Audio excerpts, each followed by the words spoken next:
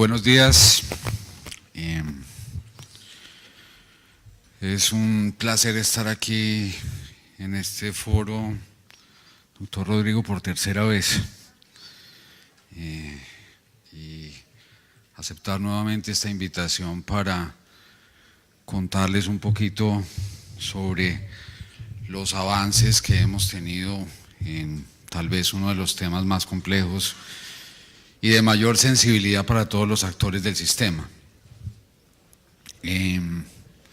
Creo que con la ANDI hemos venido construyendo unos mecanismos de comunicación bien interesantes, de diálogo permanente, de información permanente entre los diferentes actores. Nos reunimos casi cerca de 3 o 4 veces en este último año a hacer la evaluación de cómo estas medidas impactan a los diferentes actores y a escuchar de alguna manera cuáles son las inquietudes. Creo que eso es importante y creo que en eso hemos ganado bastante de la mano y con el acompañamiento de la ANDI.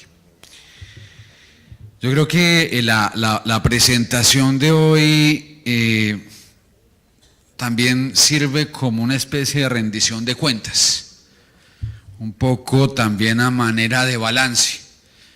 Después de estos 3 años, cuáles un poco han sido los resultados y un poco cuáles son los retos que devienen al futuro. Muchos de ellos ya manifestados o expresados ayer de una manera muy clara por parte del ministro. Yo voy a empezar un poco en esa línea, hablando de lo que ha sido la evolución de este proceso de recuperación financiera del sector. Porque yo creo que es importante para entender en dónde estamos, hacer la retrospectiva, no con el ánimo de tener aquí un espejo retrovisor, sino con el ánimo de no volver a repetir en el futuro esta misma situación, de dónde veníamos y ahora cómo estamos. El corazón del sistema, el corazón financiero del Sistema General de Seguridad Social en Salud, que ya aquí todos ampliamente conocen, es la compensación, la subcuenta de compensación del FOSIGA. De ahí salen los recursos para financiar el régimen contributivo, de ahí sale gran parte de los recursos para financiar el régimen subsidiado y para de alguna manera financiar gran parte de todas aquellas cosas que hemos venido haciendo en términos de mejoramiento de equidad e igualdad con el régimen subsidiado. Y por eso es bueno empezar con esta gráfica.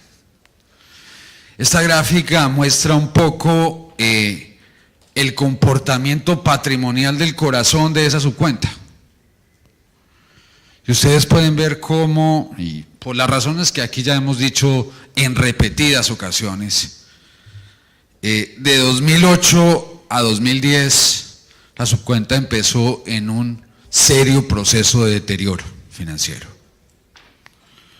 A tal punto que en el año 2010 uno podría decir, a la luz de este resultado patrimonial, que la subcuenta estaba quebrada.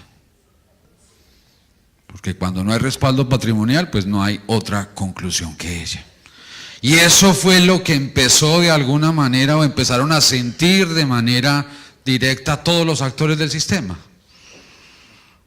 Porque de alguna forma temas como los recobros, temas como la imposibilidad de actualizar el plan de beneficios, temas como no reconocer diferencias regionales clarísimas de costos a través de la unidad de pago por capitación, la empezaron a sentir los actores, los aseguradores, los prestadores, etc. Hoy, año 2013, este es el corte 2013, tenemos una subcuenta con un balance patrimonial sano. Es decir, el corazón financiero del sistema volvió a latir normalmente. Hay una recuperación.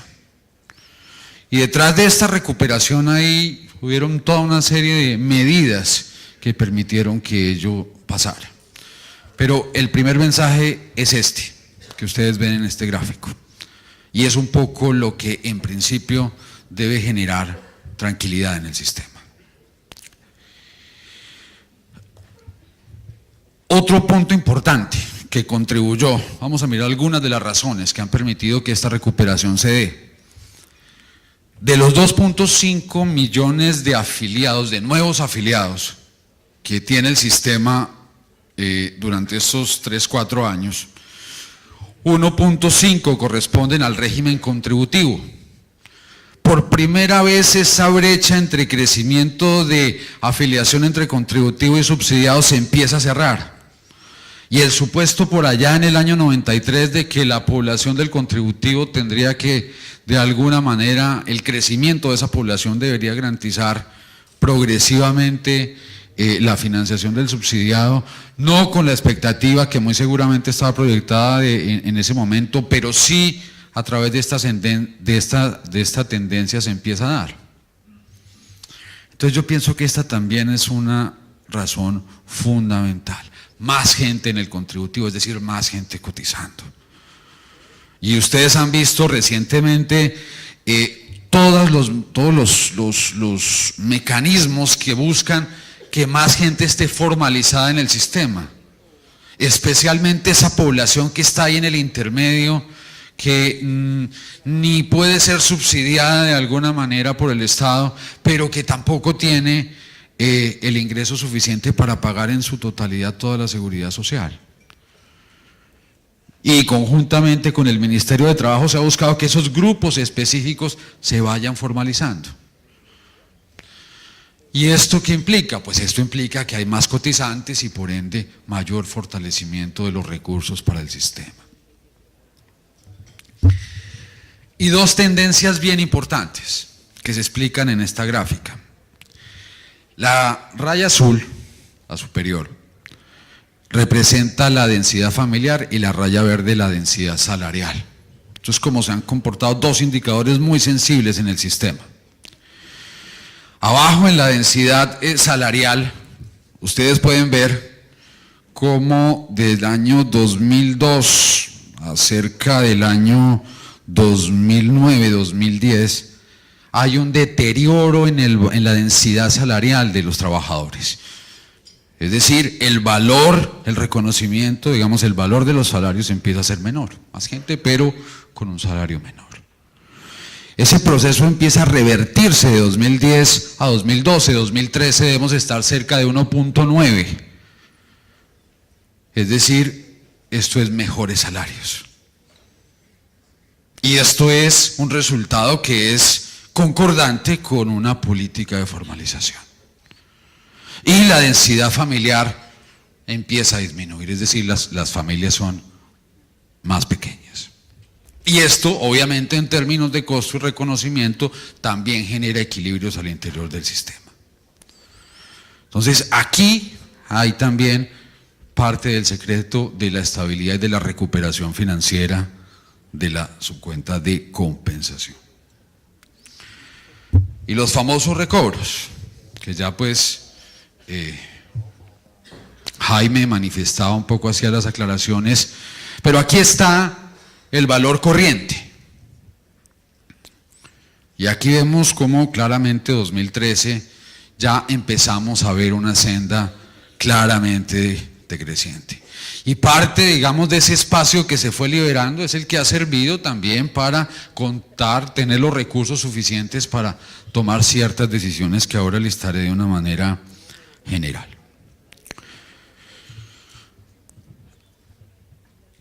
Esto, en resumidas cuentas, significó para el sistema cerca de 4.2 billones adicionales provenientes de las cotizaciones. Un incremento históricamente muy importante. Y podría decir en algunos casos casi sin precedentes. Y también hay que decirlo, un aporte importante del gobierno nacional, vía presupuesto general de la nación, a la salud. Porque casi que desde el primer año, desde 2010 y después 2011, 2012, sucesivamente, y los invito a que contrasten un poco las cifras. El crecimiento del gasto del presupuesto general de la Nación en salud ha venido creciendo de manera sistemática y permanente. Es decir, ahí ha habido convicción política de la importancia de la salud y de la importancia de solucionar el problema que habíamos recibido en su momento. Las medidas, pues yo creo que son claras. Gran parte del problema, digamos, central que uno veía acá es que la sostenibilidad empezaba de alguna manera a afectar la solvencia de los diferentes actores. Y aquí listo 6 nomás de las principales medidas que permitieron que esa tendencia se pudiera revertir. El primero, el control de precios, que yo creo que no necesito profundizar en él. Uno muy importante que fue pedido por muchos actores y que logramos concretar en el año 2013 y parte de 2014 es el ajuste de la UPC, la ampliación del reconocimiento de UPC de zonas conurbadas que históricamente solamente se le había hecho a algunas regiones. El reconocimiento de UPCs diferenciales también para zonas dispersas en donde tradicionalmente se les había asignado una UPC, pero eso digamos, habíamos llegado ahí a una ambigüedad, habíamos caído en una trampa porque probablemente esa población o los aseguradores con esos recursos no iban a ser capaces de lograr acceso real de esas poblaciones en las zonas más dispersas. Y era aquí primero ¿qué era primero, si el huevo o la gallina? Primero me demuestra que me cuesta más para darle la plata, o más bien hago la apuesta de prospectivamente darle un valor suficiente y mayor para que puedan atender a esas poblaciones. Pues la decisión fue la segunda, y eso creo que fue una decisión acertada. La cuenta de alto costo, los mecanismos de ajuste ex post que se han venido fortaleciendo, que hay que seguirlos fortaleciendo muy seguramente, pero que fundamentalmente se convierten en una herramienta fundamental para que este sistema logre corregir las diferencias de concentración de riesgo al futuro.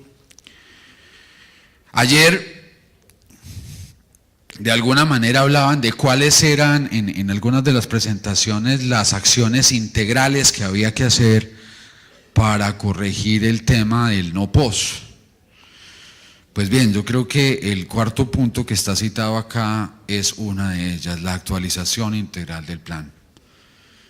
Y ustedes pueden analizar de alguna manera lo que se hizo en diciembre de este año, del año pasado, perdón, y eso fue muy importante. Digamos, es un avance muy importante en materia de entender de manera más integral este plan de beneficios, y hoy la inclusión de más de 185 nuevas tecnologías que, de no haber tenido, digamos, esta posibilidad financiera, muy seguramente no se hubiera podido ampliar. El pago de las deudas, esa carga tan pesada que tenía este sistema, pues hoy debo decirles que en el régimen contributivo, el FONSIG ha pagado cerca de 800.000 millones de pesos. La primera proyección era reconocer cerca de 700.000 millones de pesos. Creo que cumplimos. Cumplimos con mucho esfuerzo, con dificultades claramente, porque este no es un proceso fácil. Aquí hay temas de años atrás, muy viejos, muy complejos, pero que hemos venido resolviendo y que seguimos resolviendo, porque esto es permanente.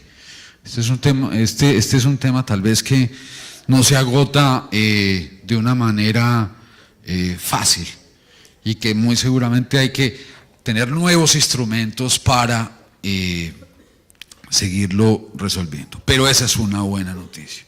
En el régimen subsidiado, pagos históricos de una deuda vieja que siempre reclamaron las EPS del régimen subsidiado y que justificaban la deuda con los hospitales públicos fundamentalmente, que al principio era de algo así de alrededor de 1 billón de pesos, y al final, después de un proceso muy juicioso de declaración de cuentas, terminó en cerca de 450.000 millones de pesos, 500.000 millones. Hemos logrado pagar 150 y ahí vamos en el proceso de buscar nuevas fuentes para el tema. Y resolver ese tema también pesado del pasado en el régimen subsidiado. Esto al final ha permitido lograr 5 de los principales avances que hoy podemos mostrar. Primero, el mejoramiento de los resultados de EPS e IPS. Yo creo que comparativamente, si uno mira la situación hace 3 años y medio, uno puede empezar a notar signos de recuperación. La financiación de la cobertura universal y el garantizar también la financiación del no post. Nunca hemos dejado de atender de una manera casi que religiosa el pago de esta obligación. Con dificultades, a veces hay dificultades clarísimas en esto, pero nunca el FOSIGA ha dicho, o el gobierno ha dicho, no hay recursos para financiar el no post. Afortunadamente hemos garantizado el cumplimiento de esa obligación. La ampliación del plan de beneficios entre el régimen subsidiado y contributivo. Meta que se debió haber cumplido en el año 2000. O así por lo menos estaba pensado en la ley 100. Y se cumplió en el año 2012. Y una senda de igualación de la UPC del régimen subsidiado. Que ha sido un reclamo especialmente de las EPS del régimen subsidiado, que yo creo que es justo. Por fin tenemos un horizonte de igualación que esperamos lo podamos concretar en el año 2015, por lo menos, si no la totalidad, una parte importante. Y esto ya permita en adelante empezar a tomar otro tipo de decisiones. Hoy, ya con el decreto de movilidad que empieza a operar este mes, esa línea divisoria entre subsidiado y contributivo empieza a desaparecer. Y esto al final va a acabar beneficiando a la gente. Va a acabar permitiendo que haya también una depuración al interior de este mercado. Y pienso que sin esta ruta difícilmente se hubiera podido lograr estos resultados. Pero el otro no era suficiente con recuperar la solvencia, era necesario recuperar el tema del flujo, que es lo que más le duele a gran parte de todos los que están aquí sentados en este foro, la caja. Y yo creo que aquí hay 5 medidas que han permitido que eso mejore y que los actores han sentido en el sistema. Lo primero, el principal eje del flujo de los recursos, la UPC, la estamos pagando por anticipado, hoy en el subsidiado y en el contributivo. Yo sí quiero recordarles en el subsidiado cómo era esto antes. 3, 4 meses de retraso en algunos casos para recibir la UPC. Hoy la UPC se recibe de manera anticipada, como en esencia se debe recibir cualquier prima. Falta un pedazo del esfuerzo propio en algunos casos que genera problemas. Y ahí estamos pensando también cómo mejorar ese tema. Y también lo estamos haciendo hoy en el contributivo. Desde octubre del mes pasado tenemos un nuevo esquema de compensación. Y ese nuevo esquema de compensación permite hoy que las EPS del contributivo se apropien de cerca del 60-70% de los recursos en la primera semana. Tienen 4 oportunidades al mes, pero en la primera semana casi pueden apropiarse de más del 50%. Y esto también lo han sentido. Pero lo más importante de ello es que sin el atrapamiento de recursos, hay una cosa que muy seguramente ustedes, un fenómeno del cual ustedes muy seguramente han oído, que se llamaban esos saldos no compensados, es decir que la persona pagaba mal y la plata se quedaba ya atrapada en el FOSIGA. Y esto se fue acumulando durante mucho tiempo. El punto más alto fue un año en el que esto fue cerca de 800 mil millones de pesos. Pues bien, con este decreto, con este nuevo esquema de compensación, liberamos, adicional a los 800 mil millones que pudimos liberar para efectos de pagar esas deudas del pasado del FOSIGA, 800 mil millones más adicionales que pudieron ir liberándose al flujo de manera regular, pero también de manera clara y transparente, porque era la identificación uno a una de esas personas. Estos saldos, esta acumulación, este atore de recursos, ya no se va a volver a dar en el futuro producto de este nuevo esquema de compensación. Ni que hablar del giro directo en el subsidiado y en el contributivo, cerca de 800 mil millones de pesos al mes. La compra de cartera que señalaba ayer el señor ministro, cerca de 500 mil millones de pesos como mecanismo que buscaba garantizar fluidez para pagar las deudas del pasado y liberar de alguna manera, en parte, el flujo corriente. Y que el flujo corriente sirviera para atender las obligaciones de la vigencia. El giro directo del no POS, que son más o menos 100 mil millones de pesos mensuales. Es decir, los caminos ya son más expeditos para el giro de los recursos. Falta muy seguramente mucho por hacer acá y muchas cosas por mejorar, pero esta ya es una ruta menos compleja de lo que teníamos hace unos 3 o 4 años. Y quiero presentarles hoy este tema porque el pasado siempre va a estar aquí en este sector rondándonos de manera permanente. Y la forma más ordenada de aclarar ese pasado es, y lo hemos dicho aquí una y otra vez, dejando las cuentas claras. Con la compañía de la Superintendencia Nacional de Salud, a través de la Circular 30, hemos venido avanzando en ese tema. Ya hoy la gran mayoría de los actores han reportado sus cuentas.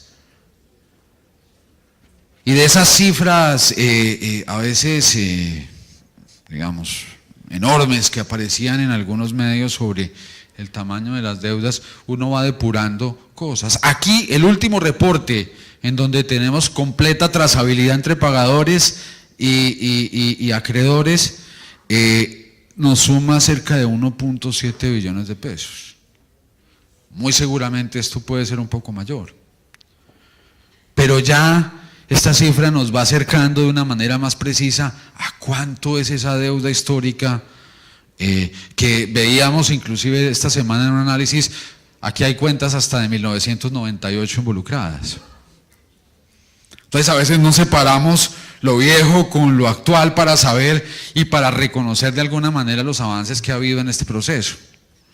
Porque claro, cuando uno le suma aquí cuentas del año 2004, 2002, pues esto va a seguir siendo absolutamente descomunal. Aquí hay que seguir avanzando, pero esta es una buena primera pista, esto es una buena primera avance. Yo quiero que sigamos contribuyendo con eso. Yo sé que es complejo, que es desgastante para muchos de ustedes, pero es muy importante. ¿Qué falta para consolidar estos resultados? Creo que ya lo hemos dicho. El Fondo de Garantías para la Salud es fundamental. Sigue siendo una necesidad y creo que debe ser una decisión que habrá que instrumentar con el Congreso de la República en algún momento.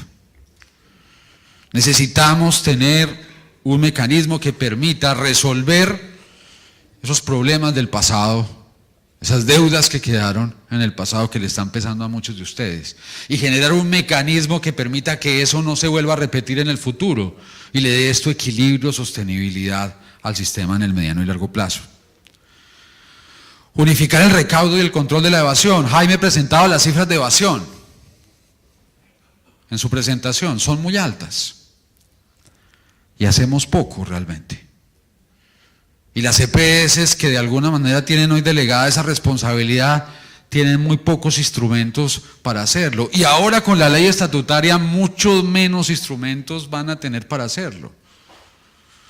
Entonces necesitamos tener un sistema ordenado de recaudo y control de la evasión. Necesitamos que aquí esté la DIAN, necesitamos que aquí esté la UGPP. Necesitamos que esto se vuelva un tema mucho más robusto de lo que actualmente es. Y por eso creo que la unificación del recaudo es importante. Hemos hecho ya un gran avance, quiero decirles, con el recaudo a través de una o dos cuentas en las EPS. Hayan habido unos resultados bien interesantes. Pero si queremos recuperar, aunque sea el 10% de lo que las cifras nos están mostrando como evasión e ilusión, sí necesitamos un mecanismo más robusto para hacerlo. Hay que culminar el proceso de aclaración y pago de deudas. Eso es importante. Bien sea lo que haya que pagar, hay que pagarlo, y lo que haya que castigar en los balances, hay que hacerlo. De una manera ordenada y con unos tiempos que permitan que esto no afecte la estabilidad de los actores. El decreto de habilitación financiera, fundamental en el caso de las EPS.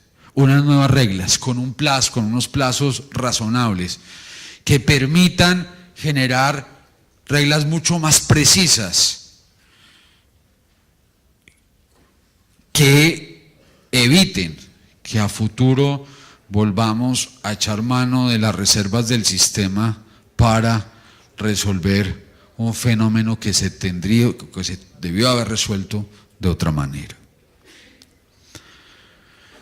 Y el fortalecimiento patrimonial de los actores, y yo creo que esta es una discusión que todos tenemos que empezar a dar, porque cuando nosotros empezamos a proponer, incluso lo hicimos en el proyecto de ley de reforma ordinaria, algunos instrumentos para el fortalecimiento patrimonial de los actores, eso apareció, digamos, casi que satanizado al otro día. Y eso es fundamental. Tal como se fortaleció, como mostrábamos en la primera gráfica, la subcuenta de compensación del FOSI, hay que fortalecer patrimonialmente las entidades para que éstas puedan tener tranquilidad y puedan tener un escenario financiero tranquilo y de recuperación sostenido. Por eso yo creo que hay que insistir en esos mecanismos de fortalecimiento patrimonial que permitan que tengamos un sistema confiable y sólido financieramente. Yo creo que, para terminar, hay 4 retos importantes acá. La salud es hoy ya un derecho fundamental, reconocido por la ley estatutaria. Y con el cálculo inclusive de Jaime, que es bien interesante, inclusive un poco más, aquí vamos a necesitar más recursos. Creo que hemos hecho mucho con los recursos que hemos tenido. Creo que el sector necesita una inyección de recursos adicionales. Y necesitamos que, producto del cambio de financiación, de composición de la financiación del sector, que ahora tiene, digamos que un 50 fiscal y un 50 parafiscal, la salud se convierta en una inflexibilidad para todos los gobiernos, tal como hoy lo son las pensiones. Cuando se hace hoy el presupuesto nacional general de la nación, lo primero que se asegura son las pensiones. Pues bueno, lo segundo debería ser de aquí en adelante la salud, porque esto es un derecho fundamental. Y creo que el reconocimiento de ello se materializa con este reconocimiento. Creo que hay que trazar el segundo punto acá, es trazar una ruta para avanzar hacia un plan implícito de una manera ordenada. No podemos repetir lo que ya nos pasó en el pasado. Eso es repetir un camino que nos ha generado muchos dolores de cabeza. Y un tema fundamental, la atención de los gastos en servicios sociales. Este es un tema que en el mediano plazo se va a convertir en un tema que hay que resolver, de la forma como se reconocen y de cómo se va a financiar. Porque hoy esto se está financiando de una manera, digamos, compleja. En algunos casos sin reglas claras. Y si pensamos que tenemos una sociedad cada vez más vieja y progresivamente vamos a tener personas con más demanda de este tipo de servicios, tenemos que empezar a pensar cómo el sistema, a la luz de lo que la ley estatutaria reconoció, vamos a satisfacerlo. El control a la llegada de las nuevas tecnologías, que ustedes ya lo vieron como punto importante, y la determinación legítima de las exclusiones. Yo creo que aquí lo que tenemos es una ruta de decisiones que se han venido tomando. Probablemente faltan muchas más acciones, digámoslo así, que permitan consolidar estos resultados, pero creo que hoy podemos dar este balance satisfactorio, diría yo, el cual sin la comprensión y el entendimiento y el compromiso de ustedes hubiera sido muy difícil. Sin la participación de IPS, de las EPS, de todos los actores, hubiera sido muy difícil. Entonces, yo creo que hay que avanzar en este camino, tenemos que seguir manteniendo esta hoja de ruta de una manera ordenada, de una manera precisa, para garantizar que este sistema tenga tranquilidad financiera y por ende esas pugnacidades que a veces generan estas dificultades financieras no se le transmitan de una manera inadecuada casi que a la misma legitimidad del sistema. Muchas gracias.